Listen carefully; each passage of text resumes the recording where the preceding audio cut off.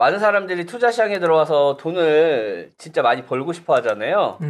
근데 그쵸? 제가 생각할 때 어제도 이제 말씀드렸는데 뭐 제가 생각할 때 돈을 버는 방법 중에 가장 큰 요소가 사실 제가 항상 하는 말인데 이게 아닐까라는 생각을 좀 많이 해요. 어떤 거요? 인정하는 거. 그러니까 많은 투자하시는 분들 같은 경우 사실 우리는 모두가 부자 되는 방법을 알고 있잖아요.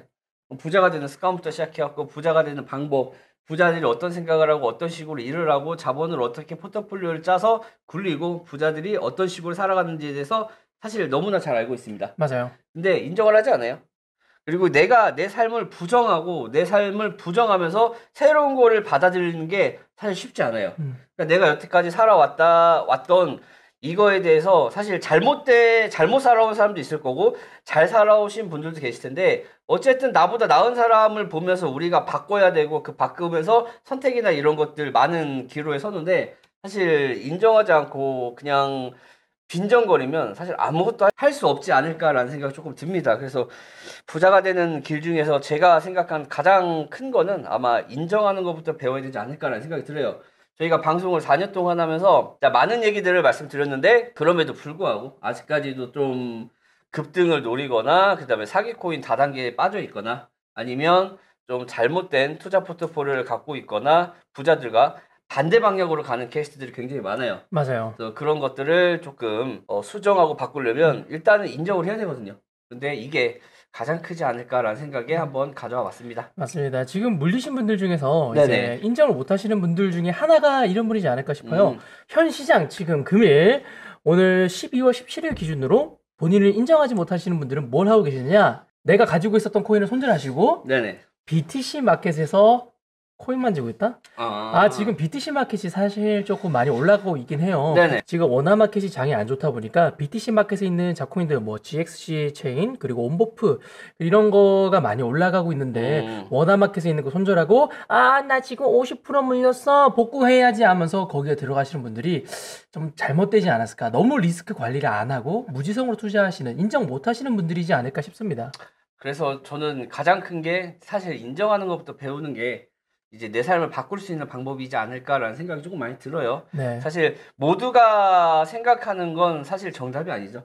소수가 생각하는 게 정답인 케이스들이 많죠, 세상은. 근데 모두가 생각하는 게 정답이 아닌데도 불구하고 모두가 그거를 선택하는 이유는 심리적인 요소에서 많이 나오거든요. 네. 내가 투자를 하든 뭘 하든 내 상황과 내 심리적인 요소에서 많이 나오기 때문에 사실 남들과 반대로 가는 게 사실 돈을 버는 길이 아닐까. 내가 생각할 때 가장 느린 길이 사실은 지름길인 경우가 굉장히 많아요.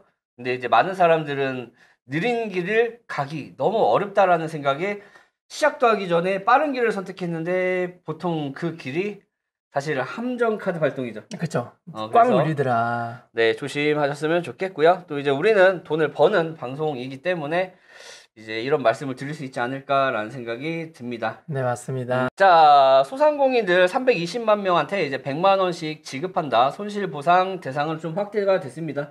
코로나가 지금 위드 코로나에서 지금 다시 이제 조금 문을 닫았잖아요. 그쵸. 문을 닫은 입장에서 소상공인들이 힘든 거는 마찬가지고 이 힘든 상황에서 조금 더 지급 대상을 확대해서 320만 명. 야, 근데 우리나라 소상공인이 320만 명은 너무 많죠. 생각보다 숫자는 엄청 많네요. 우리나라가 다른 나라에 비해서 한 3배 정도 됩니다. 네네. 아무튼 100만 원씩 지급이 된다고 하는데 사실 100만 원 받는 게 의미가 없어요. 왜냐면 보통 음식 장사 하시는 분들이 굉장히 많은데 음식 장사 하시는 분들 저녁 때 영업을 못 한다는 거는 사실 100만 원이 문제가 아니거든요. 월세만 해도 100만 원이 더 넘을 텐데 사실 그래도 좀 지원 확대한다니까 받으실 수 있으신 분들 챙기시면 될 것 같고요. 네. 요거 이야기하면서 하나 더 이야기하고 싶은 게 하나 있습니다. 그 1년 넘게 동안 고생하셨는데 100만 원 받아서 다들 고생 조금 심심치 좀 마음적으로 심적으로 힘드실 것 같은데 네네. 또 요즘 돈으로 해결하려는 게 하나 더 있습니다. 뭔가요? 요즘 이제 출산하면 바로 200만 원 꼬라준답니다. 네네. 근데 요것도 이게 실제로 이게 효과가 있느냐에 대해서 사람들이 조금 의구심이 많더라고요. 200만 원을 200만 원을 준다고 해서 사실상 안 낳으려는 사람들이 낳으려고 하는 것도 아닌데 200만 원이 과연 효용성이 있느냐 이런 이야기도 있을 정도로 요즘 그냥 100만 원, 200만 원 혹은 전 국민 25만 원처럼 뭔가 용돈 주면서 뭔가가 해결이 조금 되는 것처럼 요즘 지급이 되고 있다라는 그냥 이런 내용 한번 말하고 싶었습니다. 출산율 늘리는 방법을 알고 있습니다. 왜냐하면 그렇죠. 경험을 했거든요. 우리나라보다 출산율이 진짜 높은 우리나라보다 출산율이 높은 곳이 어딘지 아십니까? 어디예요? 그 난민들 모여있는 난민 캠프? 네, 거기가 출산율이 그렇게 높습니다. 그래서 여기까지만 얘기할게요. 네. 출산율을 사실 돈으로 늘릴 수 있는 건 아니거든요. 사실 그 중요하죠. 사람들에 대한 환경과 그 마인드, 마음, 생각 이런 거를 좀 바꿔줘야 되지 돈으로 밀어 넣는다고 해서 바뀌진 않는데 사실 돈이 없어서 애를 못 키운다라는 거는 사실 다른 나라랑 비교해봤을 때 그렇진 않거든요. 맞아요. 그러니까 실질적으로는 돈이 없어서 애를 안 키우는 게 아니라 생각이 많아서 그래요. 생각이 많으니까 미래에 대한 불확실성과 사실 그런 것들 때문에 애를 안 낳는 거거든요. 미래에 대한 확실성이 있으면 사실 돈보다 훨씬 더 중요한 값어치가 될 거라고 생각해요.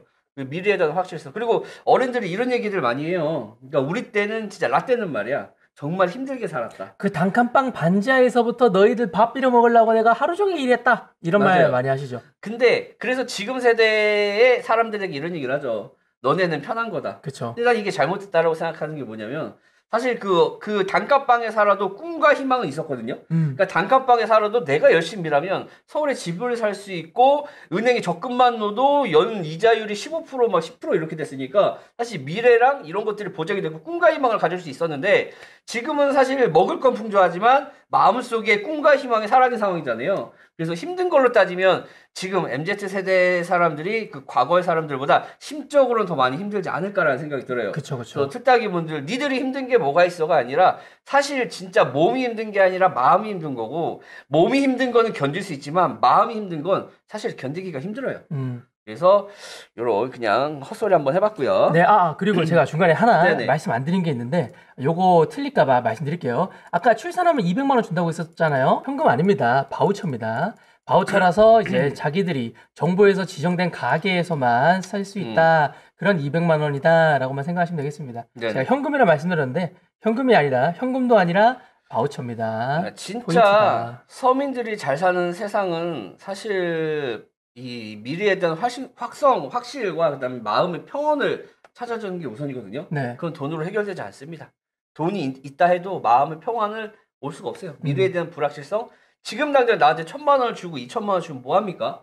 내 미래가 보이지 않는데. 맞아요. 의미가 없거든요. 자, 그럼 이제 다른 뉴스 한번 보도록 할게요. 자, 신생기업들 새 곳 중 한 곳은 1년도 못 버티고요. 그리고 이제 대부분 5년 안에 폐업한다라는 뉴스가 나왔습니다. 이 와중에서 부동산 임대업들은 엄청나게 늘어났다고 하는데 아마 집값이 올라감에 따라서 부동산 임대업자들이 많이 늘어나지 않았나라는 생각이 들고 또 자영업자들의 대부분 보시면은 음식점이 진짜 많거든요. 엄청 많아. 그래서 음식점 10개 중에 창업을 했을 때 8개 이상은 폐업을 한다고 해요.